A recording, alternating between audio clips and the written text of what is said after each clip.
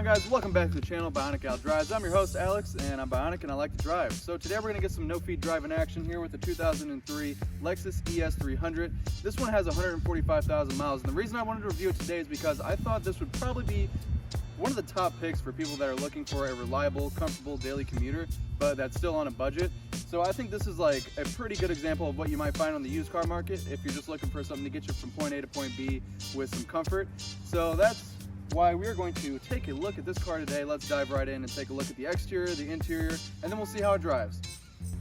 All right, so taking a look at the front end here, I actually happen to like the front end, but I know one of the things that turns people off from this are these big headlights. And the other unfortunate thing about buying these used is Toyota and Lexus are kind of they're kind of prone to getting these yellow oxidized headlights, but honestly, it's a pretty easy fix, so I wouldn't let it deter you. But you know, with them being this big, it can kind of become an eyesore if you don't get them fixed. But overall, I think this is a pretty inoffensive front end. You see you got some fog lights down here, pretty simple grille setup. And this grille kind of has these notches in it that flow into this big swooping line here, which I feel like just kind of make the car look pretty graceful. Not gonna lie, it's a very smooth, inoffensive car, and I think it looks pretty nice considering what it's made for. Obviously, this is not a sports car that's supposed to be aggressive or anything like that. And I think the headlights actually do fit in pretty nicely with that, but I'm a little used to the headlights at this point because I've seen this car for quite a while. So overall, I think the front end's pretty inoffensive, pretty smooth, and pretty nice looking if you ask me. Now, taking a look at the side profile of the car, you can really see how those headlights flow into the overall design of the car. And you got this chrome outline on the door here, as well as the chrome door handles. The wheels are a little bit small, but as I said, this is a 2003, so back in the day, they weren't really making big wheels with thinner tires like they are now. You got the orange side marker and the taillights there wrapping around. Overall, I'd say it's pretty smooth, inoffensive, and a nice flowing design, you know, kind of what you would want for, I would say, something that's just a luxury commuter. That's, you know, it's not a sports car or anything aggressive, so I'd give that a pretty solid review. And coming around to the rear here, I would say these taillights have always struck me as like a little European. I do really like the way they look, and again, same story as the side and the front. It's pretty inoffensive, pretty regular looking. There's no real crazy indentations or anything to look here. You just have the nice solid taillights, a couple of badges, and the pretty normal for the era exhaust there. It does have a chrome tip, which looks nice. Other than that, same story. All right, now let's go check out the interior. Very easy step in. These doors are definitely weighty, but you got a nice soft handle here to grab it by. This is also lit around here, which is nice. All right, yeah, you can hardly feel this thing start up. It is super, super smooth. And all around, this is a pretty spacious interior. This is a mid-sized car, so that is to be expected, of course. This steering wheel has this wood grain in here, which is pretty nice. Obviously, it's not too much of what you would find today, but in the market that this was out in, this was, you know, pretty nice. That transfers over all the way to here and here as well. And it goes along the door right there. Other than that, you have this tan, really smooth leather, really plush leather. The doors aren't really, you know, leather or stitched, but it is still soft touch, even up here, which is nice. This is all soft touch coming into here, and then it gets plastic right here. But as you can tell, this is a very, very solid plastic. This is plastic right here, made to look like metal. I think this looks pretty nice right here. You've got this button right here to raise and lower that back sunshade, which is nice if you have kids. And then right here we got the mirror, of course, with you have to turn on the light to see, and it's not LED. Of course, you know, in this time frame they weren't really putting too many LEDs in cars like this. You do have a sunroof, which is very big. Let's see, we got this sunglass holder here, which is pretty big, I would say, and it is lined with some felt, which is nice. Big rear view mirror so you can see everything, because in a like somewhat similar type of price range you'll find Impalas, and Impalas actually have really small rear view mirrors, which I do not like. You got memory seats for two sides, for two people I mean. Got your controls over here. You even have a little spot for some change, which is lined in felt too, which is nice, so the change does not make any annoying noises. And then we got trunk and the gas release right there. Got your hood. The emergency brake is, of course, foot operated in a car like this. Wouldn't really expect to find that with a lever. All windows are automatic up down, which is super nice. That's really, really nice in my opinion. This is stitched and soft, but it's kind of too soft. It gets to a point where you can't really like feel this cushion anymore after you push through. You can see with my finger how it is almost too soft, but overall it is still nice. That's kind of nitpicky. The center stack is, everything is really high quality. This even feels like thick plastic. Like this does not feel like it's gonna break or chip or anything like that like it does in some cars. You got a little digital clock here, CD player, cassette player. The HVAC is really simple in here, and you got two power heated seats, or 2 different levels of heat for the seats. You got dual zone climate control, which is nice. So your passenger, you know, you just hit dual and then the other person can change it to whatever they want. Again, this is a really simple layout. I really like it. It really gets straight to the point. You got some storage right here, although you could also use this to smoke in your car if you'd like. And then you got your, you know, power outlet right here. This person has the adapter so that you can listen to music from your auxiliary port with the cassette player. You have 2 big, bulky, really solid cup holders here. Like, these are not going to break anytime soon. That's one thing I really like about this car so far, is everything seems really high quality. You've got a lot of storage in here. This is really deep. As you can see, it goes all the way to my wrist if I have my hands straight out. So you got a huge amount of storage right there. Glove box is pretty big as well, lined with felt. It's not damped, but you also have a trunk opener in there in case you've locked your trunk or you're using the separate key, whichever one it is. And then we've got pretty typical headliner fabric. A nice soft grab handle right there. Seats are very soft. Power on both sides. Pretty good sized mat pockets over there as well. This has a pretty deep storage all around, so you will definitely not be disappointed with the storage. Very simple steering wheel. Like, especially not what you would find in today's market. You got your really simple buttons right here so that you can check out your different stats right there. Really useful. Toyota's old, super simple cruise control. Yeah, overall this is a very solid interior. You even got the compass with a dimming rearview mirror. Who knows if that still works. The only things I want to point out is, I guess there's some warping going on because this vent doesn't really fit perfectly anymore. And neither does the sun bag, neither does the airbag, and neither does that vent. But other than that, this is really, I mean, that is the extent of the wear on this seat.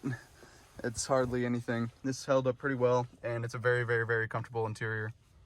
And moving over to the back here, you got a really nice big opening here. Even I can fit in the back here. I'm sitting behind myself. There's plenty of space. This is soft touch all around here. Obviously, soft touch up here too. You got your storage right here. You even got vents back here, which is nice. We got a clothes hanger. But even this is still soft and stitched. Door is all soft touch still. So very nice back here. You got a strap right here. Dual cup holders. Again, pretty quality plastic. This is not flimsy. It's not going to break off anytime soon. The seats don't fold down, but you do have a pass-through, which can be useful for longer items. And the trunk is pretty spacious, so I think you can make good use of that. Other than that, pretty simple back here. Got our lighting right here. Light seems to be out, but grab handle, hook. Now, as far as I'm aware, there is no way to open this trunk without the key or without pushing the button in the interior. But once you do, I decided to leave all this stuff in here so you could see just how big this is. I mean, this chair goes all the way back and you still have plenty of room there. It's a very, very wide opening. I don't think you'll be wanting more space. I think you'll get plenty of it here. And these hinges don't crush your cargo as well, which is really nice. And then even under here, you do have some extra cargo as well as the tools on the other side.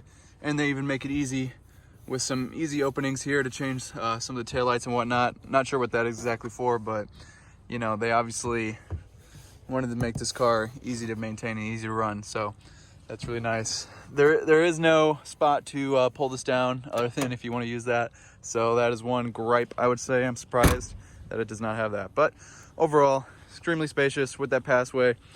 With that pass through there, you will be able to fit bigger items as long as they're skinny enough. All right, now let's see, does it pass the test? It is attached, and it does have a spot to put it in, as long as you line it up with those notches, which, in my opinion, is nice, and every car should have that. All right, so as you can probably tell, this interior is no exception. In typical Lexus fashion, it has held up extremely well, and the sound system is really nice as well. That's typical of any luxury brand, honestly. Like, for example, if you try to get a Civic of the same era, you'll probably be pretty disappointed with the sound system. But with the heated seats, dual zone climate control, nice materials, and the way it holds up, I think this is a really, really solid interior. And I think it gets done what it seeks out to do, which is be inoffensive, reliable, and hold up well. And yeah, gets the job done really well without being too complicated. So let's go ahead and take this thing for a drive, and then we can see if the comfort of the drive matches up with the comfort of the interior.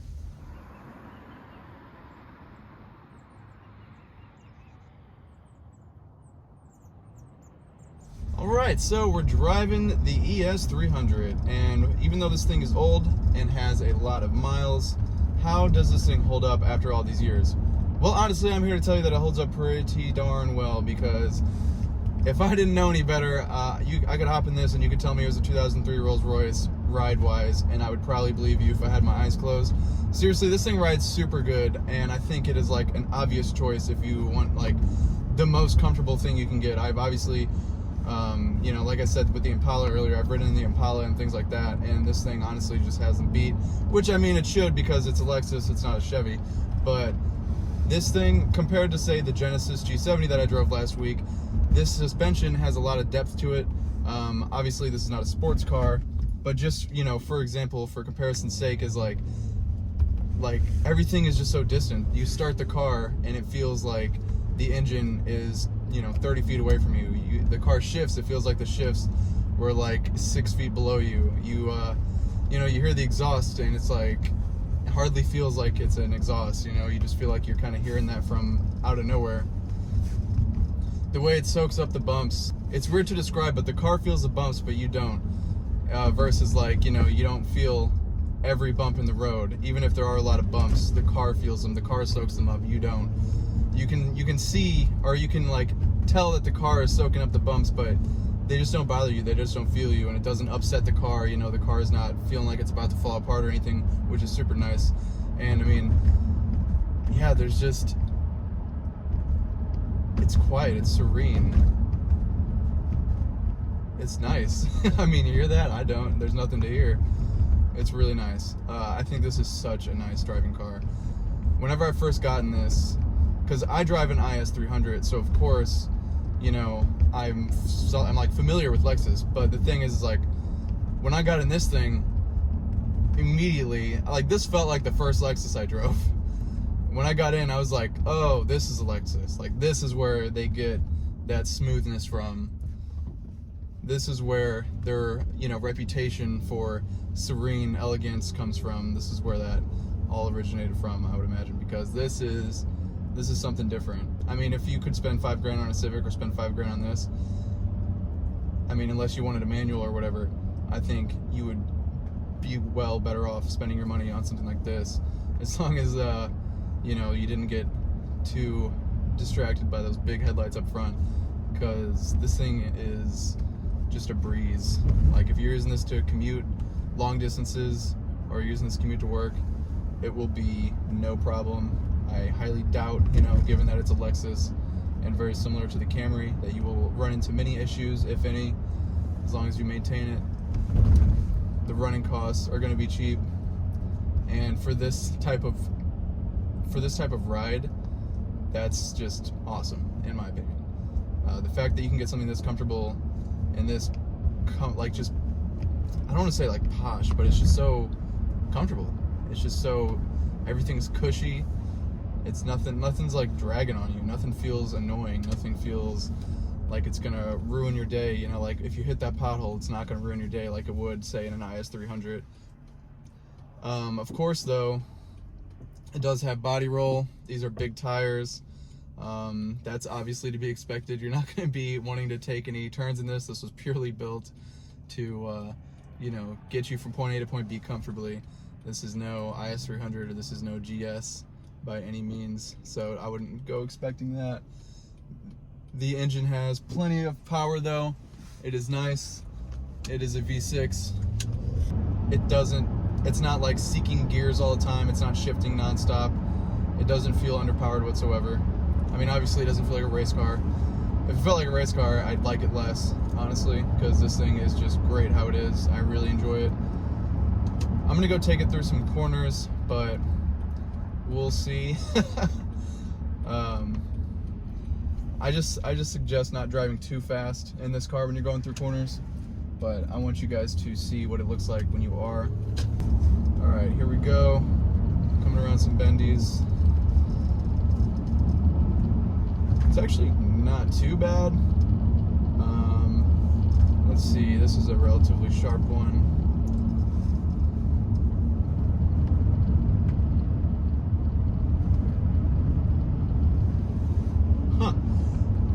It handles them really well. It feels like sort of feels like if I was on a cloud that was on rails. Like, I wouldn't push this thing because it's floaty, obviously, but I mean, I'm not like, I don't feel like I'm being forced to slow down, to be honest, which is not what I was expecting. And let's go up this uphill turn here. Yeah, I think it handles pretty well, given the fact that it has these huge tires and that it's front wheel drive, and that it is not in any way, shape, or form built to be sporty.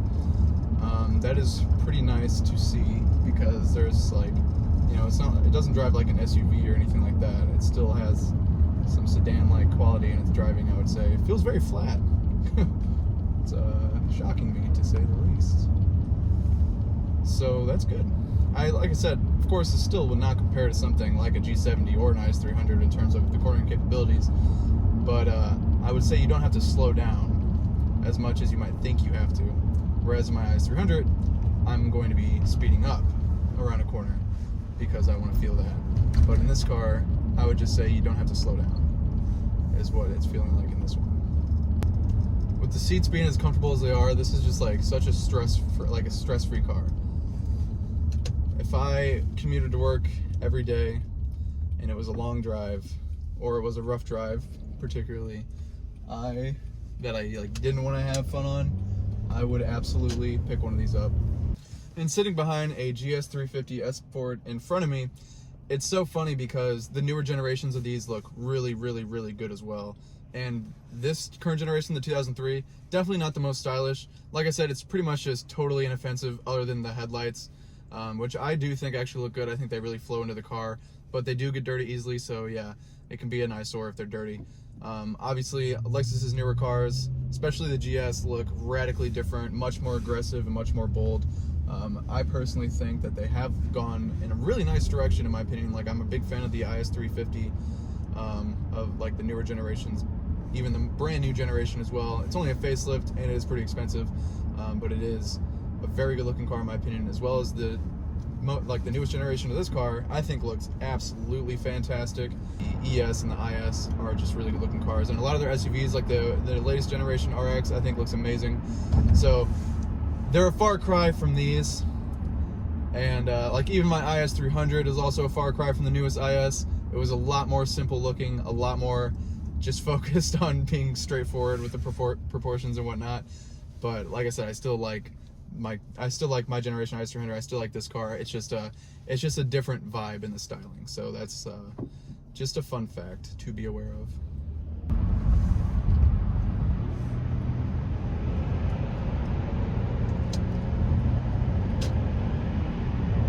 Engine sounds good. It does not sound like it's being like wound out or stressed. Very nice. That sounds very strong. I like that a lot.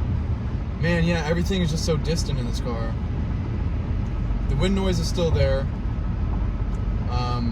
It's not too bad though. I very much feel like you could whisper a conversation in here. The such a comfortable car to drive. There's so little going on, it feels like. At 65 to 70 miles an hour, just above 2,000 RPMs. So, you know, it's pretty settled. It's just every mechanical thing in this car is just distant. And that makes it for a very, very calm, smooth, serene driving experience.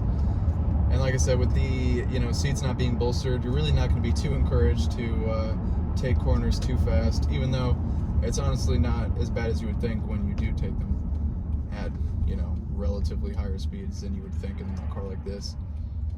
So let's head on back and see what I can conclude about this car, what I would say the pros and cons are, because yeah, I think there's some definite pros and cons, and you should be aware of them before you run out and buy a car like this. So let's go.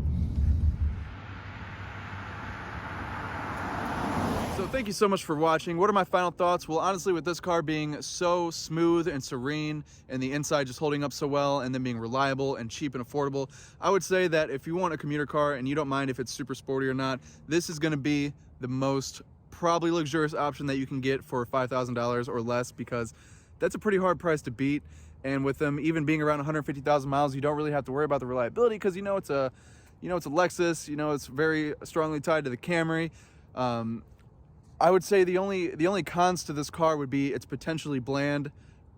Like, it depends on the person if that's gonna, you know, affect you or not, if that's gonna be something that you don't like. Because if you're just getting this to, you know, for your long commutes to college or your commutes through the city to your job, which I feel like this would make a really calming experience versus what you might be driving now if it's something sporty, I would say the only cons would be that it might be bland, the headlights might be offensive, and it's not the most cutting edge. There's no paddle shifters. It's not like, you know, an 8-speed automatic transmission or something like that. There's no cooled seats. There's no heated steering wheel. There's no things like that. It does have the rear sunshade, which is nice, especially if you have kids, but other than that, yeah, it's not exactly cutting edge. So I would say that would be a thing. But the pros are affordable, reliable, super comfortable. I don't know if there's many more things that you're going to get for the price that are as comfortable, and it holds up really well inside and out. And the inside is also comfortable, as is the, you know, comfort of the handling of the car. So, and like I said, everything is distant in this car. You hardly hear the engine, you hardly feel the transmission, you don't even know it's shifting half the time, and it's just a really smooth, nice experience all around. I really love it. And that concludes my thoughts. So thank you very much for watching. Like if you liked it, subbed if you loved it. If you want to leave some feedback in the comments below, let me know what you think, and just let me know what you think about this car in general. Do you think this is worth picking up as a daily driver versus your potentially sporty daily driver now, just for the comfort, or do you think that's a stupid idea? Life is pretty short, so who knows? I don't know. Let me know in the comments below. Thank you guys for watching, and I hope you have a great day, and I'll see you in the next video.